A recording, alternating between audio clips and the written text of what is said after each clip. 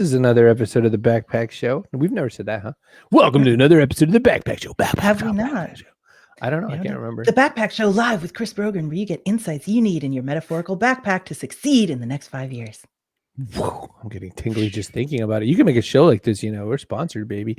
StreamYard. Go to cbrogan.me/StreamYard and you can make your own damn show better than this show. Probably not, but let's just pretend we could. We are all about beauty today. We are, yes. Well, the pageantry of it all. The pageantry of it all. Beauty a former beautiful beauty contestant. She's a beautiful contestant. She contestant. She's a winner. Also so Stacey Miller was Mrs. Maryland. So she was a winner. And Hilary, who we have with us today, Hilary Levey Friedman, wrote a book called Here She Is, just brand new book all about the history of pageantry in the United States. It's fascinating stuff. So people thought they'd be all gone. They thought beauty pageants would be all done by now, and they're still going strong. So, and that's the question: can we still be beautiful in the apocalypse? Let's find out.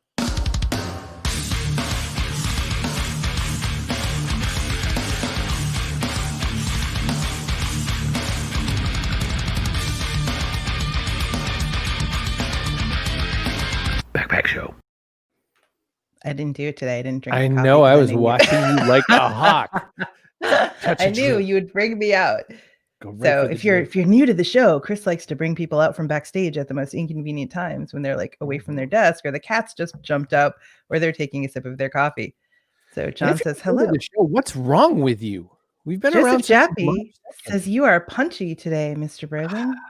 Jaffe, I'll call you Mr. Brogan. Maybe he's talking to your dad. I'll tell you privately why I'm punchy. Because I went outdoors for the first time in I don't know how long yesterday on a bicycle. And which, by the way, I almost got run over in the first 10 minutes of being on my bike. I'm like, oh man, I've really kind of gotten over my anxiety. Look at me outdoors, like a real human outdoors. Man, you fucking asshole. Oh, you're so right.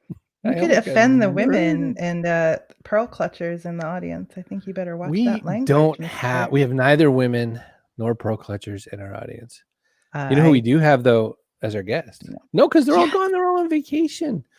So we had to import women. Did you just say the women are all on vacation? They're all on vacation. All the women's, they're gone.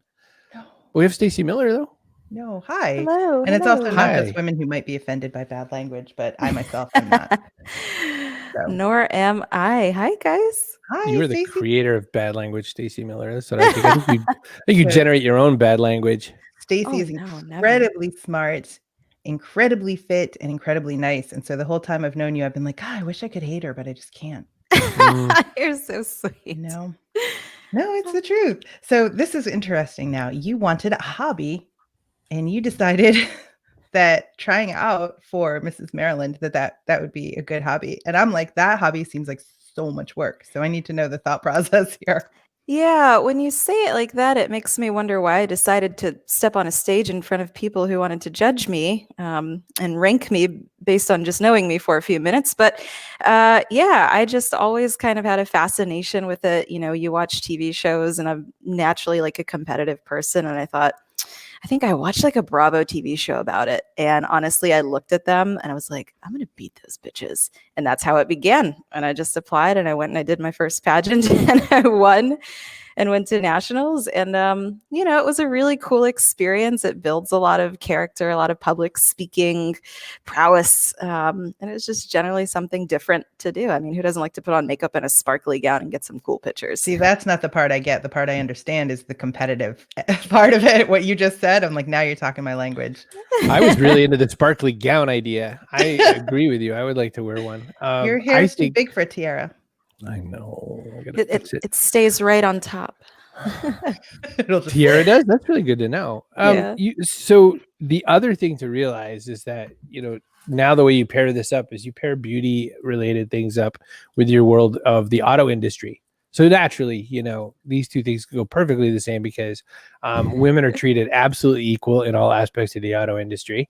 And then you go to, you know, what would be more of a classic women being judged scenario. So it's an interesting mix. I'm interested to know is it just the competition that, you know, how does this fit the Stacey Miller mental puzzle? I don't know how much I can explain my mental puzzle, but it's just that I am a spectrum of interests. Definitely, I go from you are on the spectrum. Like, I watched that last night on Netflix, all 5 episodes. Dating show? Boo-hooed. Yeah, very sweet, so by the way. Good. If you haven't watched it. No, but I just growing up as a kid, you got a dad that works on cars and an older brother. So I've got like this tomboy side, and then felt this need to be like more girly as I got older. So I just kind of melded the two. And, I like guy things, so I can hang out with guys, but I like to be girly too. So, I do a little balance here and there. Some days you might see me with a hat on backwards in the gym. Some days you might see me with a little makeup on, a little sparkle, got to do it up even though we're in quarantine. So it's fun. It fits. Muscle cars and beauty pageants. Yeah, that's a perfect combination. Do those worlds ever collide? Like, do the people at Auto Care where you work, are they like into the whole beauty pageant thing, or do they kind of not get it?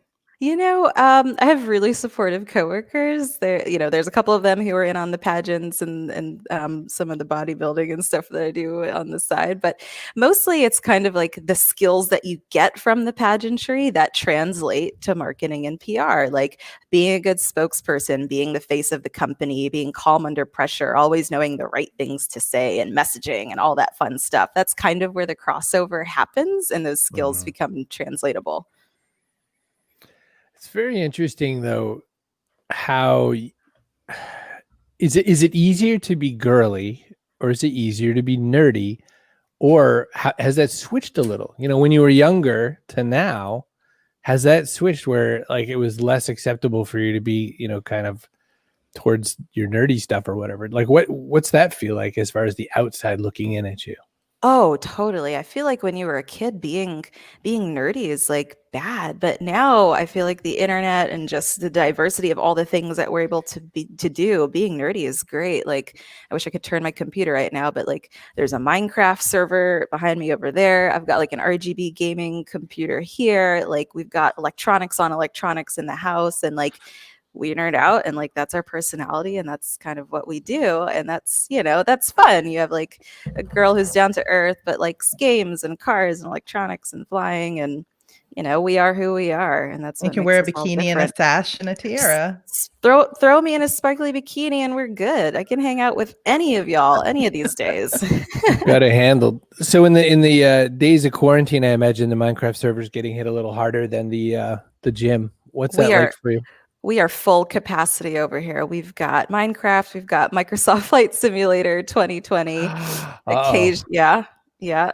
We've got the yoke. We've got everything. So we're doing that. But dude, quarantine hit, and I knew I had to be one of those people who did not just wallow in Oreos. And I love Oreos and brownies and all these things, but I was like, I can't lose this progress. So I like tore out my guest room, bought every last thing on Amazon that I could find, built a home gym, and did 6 months in quarantine of working out. And it was actually a really smart thing, because I think it got rid of a lot of the stress of everything that's happening, and just made me feel like I was being productive and not just like sitting here rotting in Netflix. Like, oh my God, I can't go outside. Like me, except without Netflix, because my kids take up the TV with their YouTube. Yeah. You have to hide it in some other corner. Yeah. You made the transition. Your pageant days are behind you, and now you're into NPC land with bodybuilding and the bikini category. So there's a little bit more musculature required than your typical beauty pageant. Is there a muscle there? Look at it. Muscle? Brought some guns to the gun show. All right, my guns aren't here today. Sorry, guys. John, you need more sparkles. Oh, your other guns. Dad says Stacey needs more sparkles too. We all need sparkles. Super into the transferable skills conversation, and everyone's in favor of embracing your inner weirdo. So yeah, let's talk muscles. So how different is the kind of gearing up for the competition? What do you do differently? Oh my gosh. I mean, the presentation and all of it is the same. Like, you have to have your hair and your makeup and your nails, but they're judging you more on your physique and how much muscle you've built. And it's very much about symmetry. If they put a line straight down you. Is your right arm the same size as your left arm? Like that specific. And the thing that appealed to me about it is pageantry was really fun. It taught me these social skills, but the fitness stuff really is long term. So I was maybe 40 pounds overweight 2 years ago, and I decided to set a goal instead of just go to the gym and lose the weight and probably gain it back. I'm going to do a competition. And what it taught me was resiliency and discipline and clean eating and all of these things that I'm going to take with me for the rest of my life. So I feel like the fitness journey of it for me is going to last years and years and years and years. Whereas the beauty pageant was like, this was really cool for a year, and then you kind of move on. No, you don't stay in pageant land for indefinitely. Some people do, but it's quite expensive. So I had to find something different.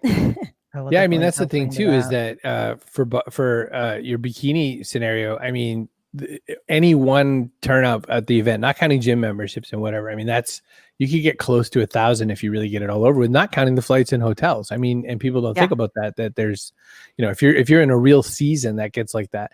Now 1,000 probably won't sound like, when we talk to Hilary later, Hilary Levey Friedman, about this, she'll be like 1,000. That's nothing. That's like day one in beauty pageants. But switching to bodybuilding helps you with that. Are you do you see yourself maybe switching to other, there's the side of being girly. Do you see yourself switching to other challenges just because you're starting to get jazzed on that? Like, are you going to become a Spartan or one of those kind of scenarios? Or like, what are you thinking next for you in that way? Dude, I watch these documentaries about like the CrossFitters and the rogue people, like real endurance sports, real big girls that are so strong.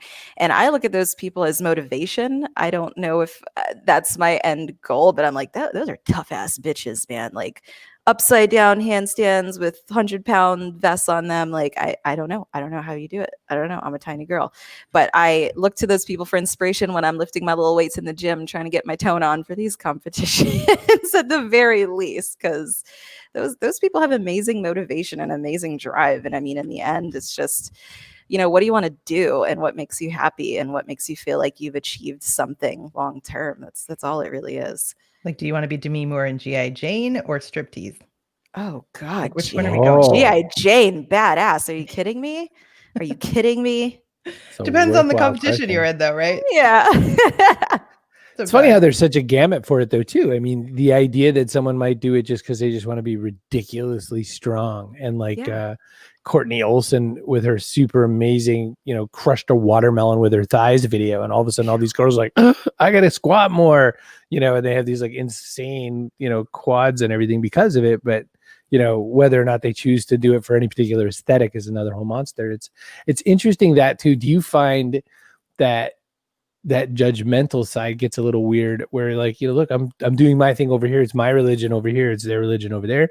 Or do you just bypass that? How's your brain work around that? I'm a total noob, fully admitted, total noob at all of this. So because I'm in the beginning of this journey, I'm just like super grateful to be where I am. I like admire other people for where they are. Like I go to the gym and they're like real big girls. And I'm like, girl, you look good. You look real good. Just like, build that camaraderie. And that was one of the things I think that brought me to bodybuilding over pageantry. Not saying there's anything wrong with pageantry, but I know you'll touch on this a little bit with Hilary, but pageantry can get a little catty, and I feel like I made more lifelong friends in bodybuilding because the journey was so much more intense and people just know what you go through a little bit more and appreciate that, versus pageantry where it's like, bitch, I'm gonna tear your hair extensions out so you lose type. That's what it felt like for me in some of it. And you're so nice. So people joining maybe don't know you, but you're incredibly nice and supportive and encouraging of other people in their pursuits, right? And so I would think your competitors, I was going to say your competition, but like your competitors probably would vote you Miss Congeniality or whatever, if that's a thing in whatever competition you're in now. So it must have been tough for you to witness that, that type of negativity in a competitive scenario. Yeah, I think the way I go about it is that I'm a chill person, right? Like I'm at a competition, but I'm not like I know that I'm not going to be upset if I don't win first place. What's happy for me is that I made it to the competition. I know I'm going to place because I know that I worked hard and I got there, and I'm like, oh, I did this. Of course, everybody wants first place. I'm disappointed that I didn't get a first place, but I'm there for the fun. I'm there for the journey. I'm there for the long term. And I'm the chick that's like dancing backstage and like shaking her butt and just like keeping the mood up instead of like all this pressure and all this tension, because at that point it doesn't get fun. And then it's like, why are we doing this if it's not fun? Like, I don't want to be here.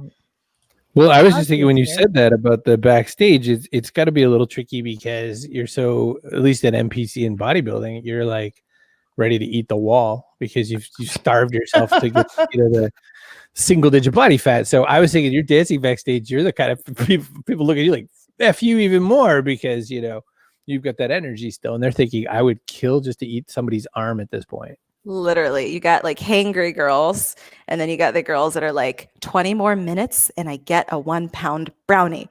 That is all I want. So it's ice cream.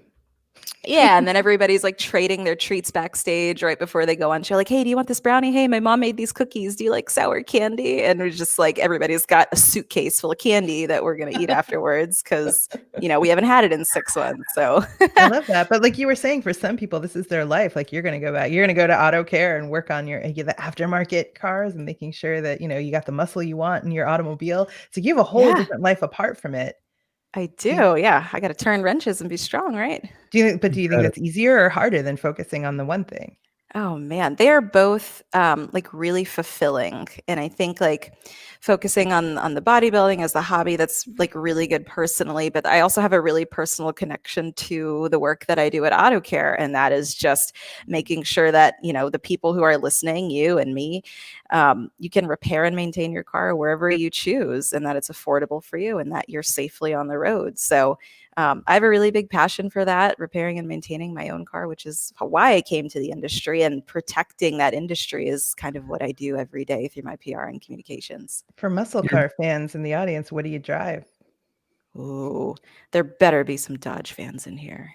In the audience. Her Instagram is full of Dodges, so I kind of know her answer. I know. I want to challenge a Hellcat. Boot anyone who says Ford. Just kidding. Just kidding. I have a Camaro, so I'm safe. I think. I don't know. Yeah. That's my number 2. Like the Mets to the Red Sox. We're not enemies because our mutual enemy is the Yankees. So everyone's staying quiet. I think all of my sports analogies. That's all I know about sports. What's your dream John car? Harrison, wants to know your dream car. Oh God, one of those sexy, just black on black 69 Dodge Chargers. Yes. Big, beefy bad boys. Oh my God. One day. We're talking muscle car porn with Stacey Miller. And if you're just joining us, Stacey's dream car, 69 Dodge Charger. Black. All right. We're taking you out, Stacey. Stick around if you can. Thank you so much for coming on and telling us what's new. And please stick around. We'll bring you back. Will do. We'll decide in the break whether or not you have a survival server or creative. I'm hoping survival. All the hot people have survival servers. Welcome back to the Backpack Show. Glad you're here. Oh, just reminders, because this seems like a good time before we bring out the amazing Hilary Levey Friedman. That hit the wrong button. We're sponsored by StreamYard right now. See brogan.me/StreamYard. Make your own dumb show. You don't have to watch ours. We'll watch yours. It's fine. Joseph Jaffe uses it. Dumb. Shut up. All the important people know. Fascinating show. This is nearly fascinating. In no small part because the audience joins us and comments and asks questions, and you're as important to the show as any of us. So thank you for joining us. Only reason we're doing the show, I was doing the show by myself before anyone came, and nothing happened. It was really weird. It was awkward. All right. I'm dragging in Hilary because, we need to make sense of all this stuff. So, where is she? Here she is. Hello. Hi, Hilary. Author of the book. Here she is, Hilary Levey Friedman. I appreciate the pun. Yes. Now you have multiple degrees from Harvard University, University of Cambridge. You're brilliant, and you grew up though with your mom having been a beauty queen. So what's that like? Like, how do you choose your life's pursuit when you grow up in pageantry and you went so completely afield from it? And yet I wrote a book about beauty pageants. Yes. So I've ended up back here. But I would say that growing up, it was like, in my mind, I thought my mom was the beauty and I was the brains, and that like never the twain should meet. But as I got older and I went to college and all of the skills that my mom had said, it's actually really important that you tweeze your eyebrows. She would always say, you have to tweeze, you don't pluck, because you only pluck a chicken. Or like doing big hair or wearing lipstick like I am now. She said those are just as important as doing well in the classroom. And I started to see as I got older that those things were important. And certainly today, it's like beauty and brains are definitely not mutually exclusive. And women in particular, but men as well, can do so many different things. And it's about knowing who you are and feeling comfortable with how who you are and how you are, which is kind of what Stacey was talking about. Well, we're all judged for it all the time. We just don't usually go on stage and, get ranked and stuff. But people do judge you. I mean, I'm a lawyer, and if I stood up to speak in front of a jury, they would look at me first and then decide, if what I had to say was worth listening to or trusting. Look, we're humans, and it's great that we are thoughtful and think, but at the same time, like, we're still animals, and there's a part of our brain that just in the first 20 seconds we meet someone is evaluating them. I mean, at a certain stage of life, maybe that's related to fertility and sexuality, and that's what attraction is about. So these things actually matter, and a lot of the aspects of appearance that are highlighted in beauty pageants have to do with, are you going to be a good partner that I can hopefully reproduce with? Has that really evolved a whole lot? I mean, you studied this from a lot of different angles, including your sociology knowledge and all that. And in so many ways, there's pushback, right? There's a bunch of feminists who are like, this is terrible, it is whatever. And yet, you're a pretty darn smart person who finds some value in writing a book around it and all that. So what don't people understand about it that they should gather some knowledge before they get so complaining? Okay, well, let me answer this in two parts. The first part is what has changed about appearance, which is super interesting, which goes back to what Stacey was talking about. So being fit has like totally changed for women. It was always important to be thin, but being fit is very different now. So it's not enough to just be thin. You have to have muscles and be toned and that sort of thing. And then the tan is super interesting. And I know that's also very big in fitness competitions. It's one similarity. You walk into a pageant or a fitness competition and you smell hairspray and spray tan solution. And like, that's the smell of both of those things. But the preference for like tan skin, that's been a change in like women's beauty over time. Now, in terms of the feminism, I mean, let's just talk about Miss America for a second. There are lots of different pageants, but Miss America started as a bathing beauty contest only about how women look. And within 15 years, they added in a talent competition. And then in the decade after that, they added in this college scholarship, which was like super out there in the 1940s. Not many women were going to college. And here's an organization that's about, you win this and you get a scholarship to go to college or to pursue a graduate degree. So I really think Miss America reflects, and pageants more generally reflect, like the monumental changes that have happened to American women's lives over the past 150 years, almost 200 years. Oh, this is a big moment, right? You have to highlight this in the whole deal, Hilary. So, what a great way to explain it, especially about the changes, especially about when you say about fitness, because one of the things a little backstory quick, and then I'll get to it. So I went to a bunch of these NPC figure competitions, which again are similar enough to pageants that you get it. There's a lot of expensive gear. There's, what it is though? So I'm a guy backstage around all these people in their like bikinis and things. And I'm like, this is going to be so sexy. It was the least sexy place I've ever been around women in my life. Every one of them is so hangry, they're going to murder you. Every one of them is working about keeping parts in with a bunch of glue and stuff. That smell of the spray tan, because you have to have it. If you don't have it, I watched one person, it was a male, of course, who forewent the process, and he was invisible on the stage. You might as well just brought me up because you could see nothing. I guess what I'm asking is the pizzazz of all the work to do that, even in beauty or what, especially in beauty. Why is that going to be interesting to people post 2020? When everyone sort of feels like the apocalypse happened. Like, tell me a little bit about this place in sort of keeping the glue of society or whatnot. Well, look, we're looking at each other on these webcams, and I joke that I turned 40 during the pandemic, and what happened when I turned 40 is that I got Zoom neck. So we're not on Zoom. Zoom is very unforgiving. I find we're like looking at ourselves in this different way that we haven't before.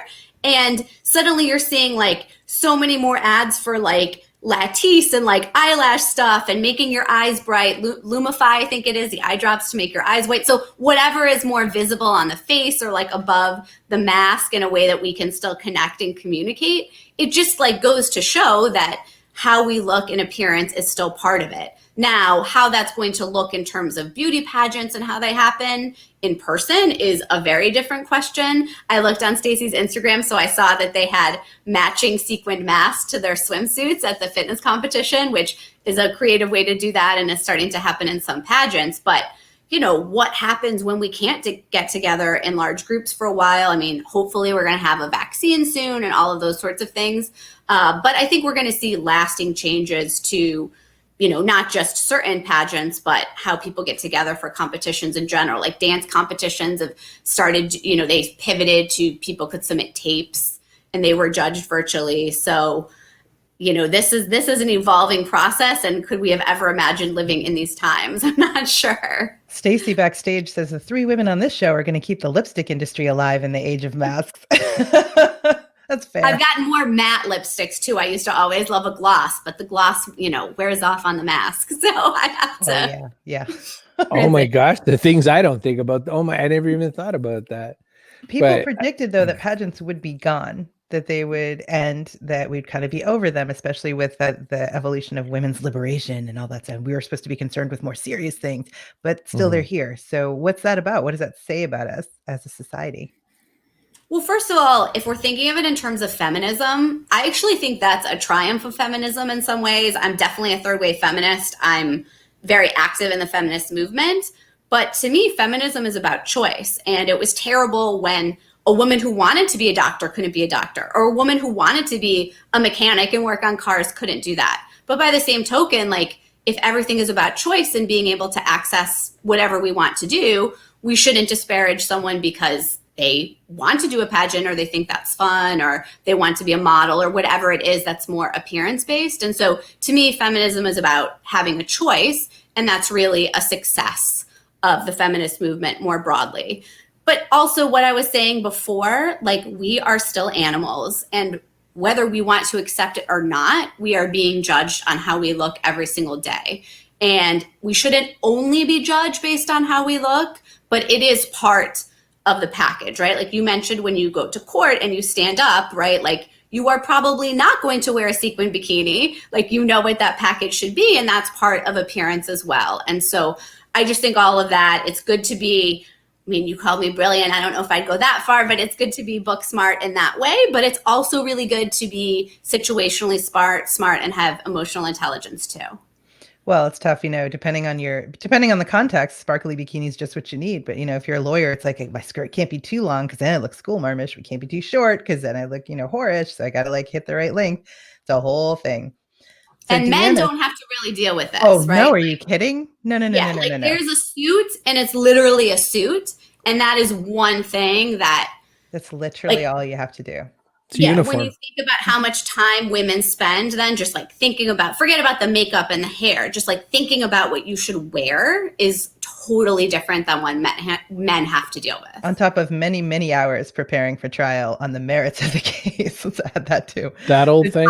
Deanna says, I sometimes pretend I'm resting my chin in my hands, but I'm actually doing a pretend facelift, like Zoom face. Thanks for the hack there. And Jack says he agrees it's about choice. So if a woman wants to be physically attractive, what's wrong with that? Said the caveman. I love that for Stacey. It was, you know what would be fun? Starving. I'm going to go compete. I'm going to go to a beauty competition. Her and one of our former guests, Lucy Windham Reed, was like, I want to get fit. So I'm going to join the military. These all or nothing just things. Jump over the fence choices. Listen, fascinating to me. Speaking of Stacey Miller, let's drag her back in. I have a little panel experience. Woo! Oh, hey. Everybody on stage at once. Welcome back. Hey, Did we touch up our makeup? No, I should have, though. My God. Hey, I have to totally add something to what Hilary said because I totally neglected. I love like this talk about choice because I think there's a lot of misconception about like pageantry and fitness and like all of these competitions because the choice and competition has also really broadened over the past, I don't know how many years. So it used to be like a beauty pageant, a bathing beauty pageant, but the pageant that I entered was a Mrs. pageant. So most beauty pageants are for young 20-something women. You're in college. I joined one for accomplished married women. And what it awarded was women who were educated, who were intelligent, who supported wonderful causes and used their platform. So I was competing against a girl. She knew 7 languages. Another one, she was an airline pilot. Another one, she had 3 master's degrees. I was like, what the fuck? I just work on cars. Like, what? Damn it. But it was really, really amazing. So like there are more merits than just the beauty in some of them. And I think that that's really cool to understand and hear that this day and age, it's more than just the looks. Longtime viewer Bob Collins is checking in from Twitter. And from Steve Twitter says, Lucy Wyndham Reed for the win. I did not know. Thank you for translating that, because I was like, or LWR. Well, just think about all the handles and how long they would be if it was Lucy Wyndham Reed all the time. Sounds like a Minecraft villager. Yes. Okay. Yes, it does. It does. So then what do you see, Hilary, as the evolution of pageantry and competition? How did we end up with so many options? Like now there's fitness and there's all different parts. There's strength. And then there's fitness, like how fit you look. And then there's, kind of regular straight ahead beauty pageants. How many more? How many more are we going to have? And when can we get to the like chubby Mrs. America pageant? Because I feel like I'd have a shot at that. Well, first of all, that exists. So there's like a pageant for every body type. There's plus size pageants. There's petite pageants. There's wheelchair pageants. There's like all different kinds of things. There's also Miss Senior America. There's like pageants for older women as well. So, part of this to me is like, we came up, I'm into competition. I love to compete. So I think that anybody who wants a crown, like if you get a specific enough title or competition, like you're going to make sure you win a crown. Or it's like for kids who want to be able to say they're the national champion and everything. So, or in anything. So there's like some opportunity for like, if you roller skate for 2 hours a day and you're like 8 years and 5 months old, you can be the national champion. So probably there's a crown for everybody. But that also just shows like the amazing diversity in our society. On the one hand, it's great that Miss America and Miss USA reward a specific type of woman, but maybe that's not you and maybe that's not what you're interested in, but there's still an opportunity for you to compete and represent yourself in your community. Yeah, zero chance I would have been Miss anything.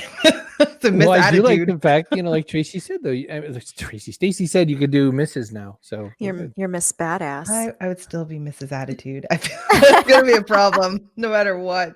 So knuckle sandwich competition coming up. Listen, one of the things we do on the Backpack Show is we have a person of the day. I'm a little interested to know if Carrie has a vote for person of the day today. We almost always agree on this one, but see, no, because now you've said that there's so much pressure. I feel like I definitely won't agree with you on person of the day. I think Deanna, because of her transparency and sharing her hack for Zoom. Her facelift is a good enough reason to do it. I really do. So, Deanna Shaws. For one thing, it's useful information, and for another thing, she came out and said it, and it was very, I thought, very brave. Is it working? Super brave. Is it working? Yeah, I'm doing. I'll just go like this all together. They don't. That's why you don't have roots. It'll be good. I learned if you put your mask around your neck too. You know what I mean? You lose all your double chins. So put your mask on. Let's do it. Just like here when you're kind of you just finished your bike ride and you're like, oh, I'm good, and then you don't take it off for like 7 hours. It looks like you were just in the gym for like 2 months. That was great. I don't want to go to the gym. Nobody around here is wearing masks and stuff. Like I won't go because I see all those people at block parties and everything, like from my window, and I'm like, I know they're going to the gym 2 miles away. I'm not going. Yeah, breathing heavy next to them. It's a problem. Yeah. All right. Outfitted in my garage like Stacey. Get some kettlebells and some kettle corn. It'll all work out.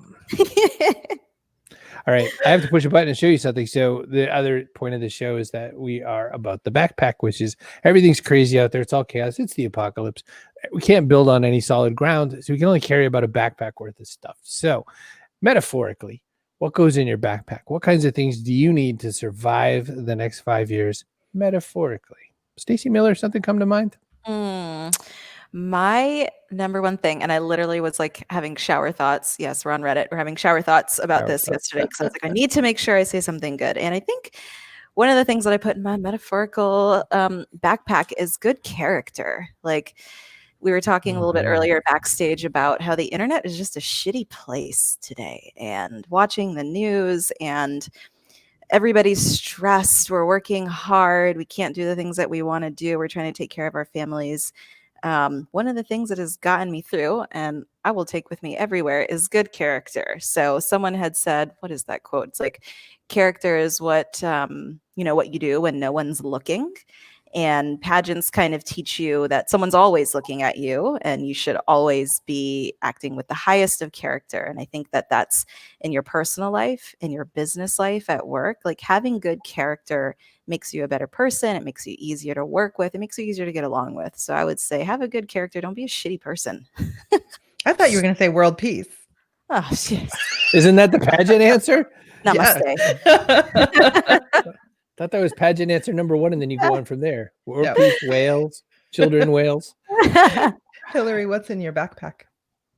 So for sure, knowing yourself, and I know that sounds sort of trite as well, but knowing who you are and being okay with it, and saying, I want to do the cars, or I want to do the glitz, or whatever it is, and that gives you a certain degree of authenticity, and that comes through in like all aspects of your life then. Not just professionally, but personally too.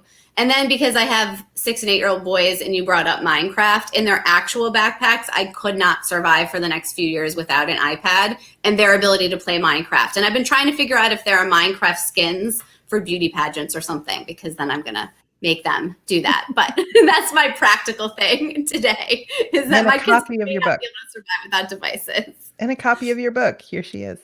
Here she is, Hilary Levey Friedman. Go pick that book up anywhere books are sold, especially little indie bookstores who need your love in these times. And Stacey, any rare auto parts you're going to need for that vintage charger? You're going to need vacuum solenoid. There'll be a vacuum solenoid in it at some place. Hopefully. It was 1987. I am under the hood of my second car I've ever owned, and my good buddy John, his dad knew all about cars, opens it up, and the very first thing he points out to me in my car, which was a 80-something Citation, which were awful cars, he's like, right here, this is the vacuum solenoid.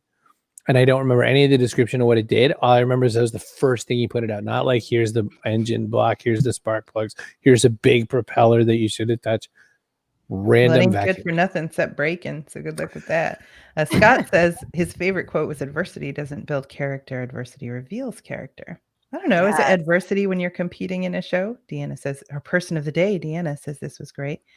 Do you consider it adversity? I mean, it's not like something you put yourself through, right? You choose to compete. Yeah. Yeah, I think you really choose to be there. Sometimes you're overcoming adversity and, to compete. If you're competing in a, Hilary mentioned there's competitions for petite women, or there's competitions for disabled. There's competitions for anything. Sometimes you have an injury and you overcome that adversity to compete. Everybody has a different journey. I was thinking about what my grandmother would compete in, and I think that she loved potato chips a lot. I think she could have probably found a pageant about